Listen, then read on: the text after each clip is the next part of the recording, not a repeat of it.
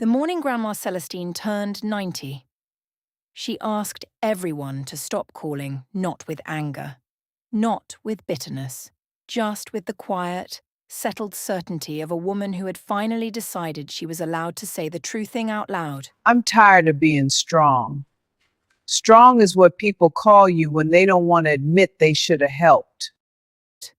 Across the table, her granddaughter Maya stopped, fork halfway to her mouth. It was the most honest thing she had ever heard. Maya was 26, home in New Orleans for the summer, after a fellowship in Paris fell through. Not because she wasn't good enough. She was good enough.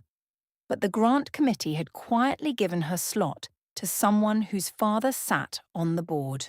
She found out through an email, accidentally CC'd to her. She didn't tell anyone. She packed her apartment in 3 days, drove 14 hours, arrived at Grandma Celestine's house at 2 in the morning, with a box of oil paints, and nowhere else she wanted to be. She had been sleeping in her mother's old room for 3 weeks. She hadn't touched the paints. Maya started painting again the next morning. Not the conceptual pieces she had been building for Paris, not the large-scale abstractions designed to impress committee members who wouldn't know joy if it introduced itself.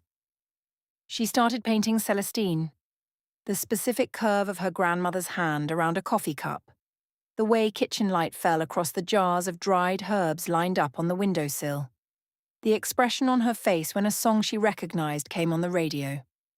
Not happiness exactly, something richer, recognition, the feeling of still being here. She worked for weeks.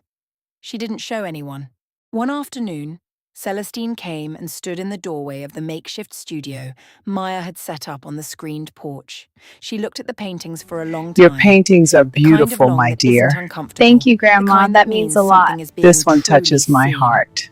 You You paint like you're you're trying to hold on to something. I she am. finally Good. said. That's what I art is am, for. Maya Paris said. will come. Good. Or something better. Celestine nodded slowly. That's what art is for. Not to impress. To hold.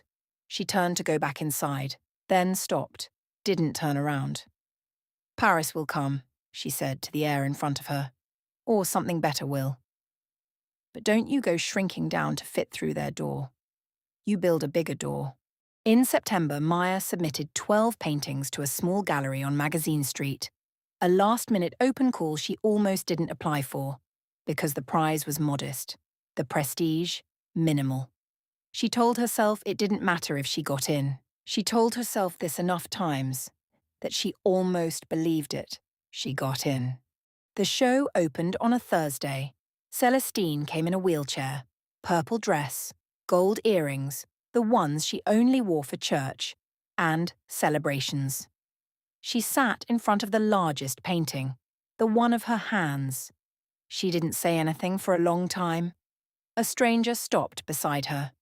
Do you know who this is? Do you know who this The is? stranger The woman asked. in these paintings? The woman in these Yes, paintings. I know her very well. Celestine looked at the canvas.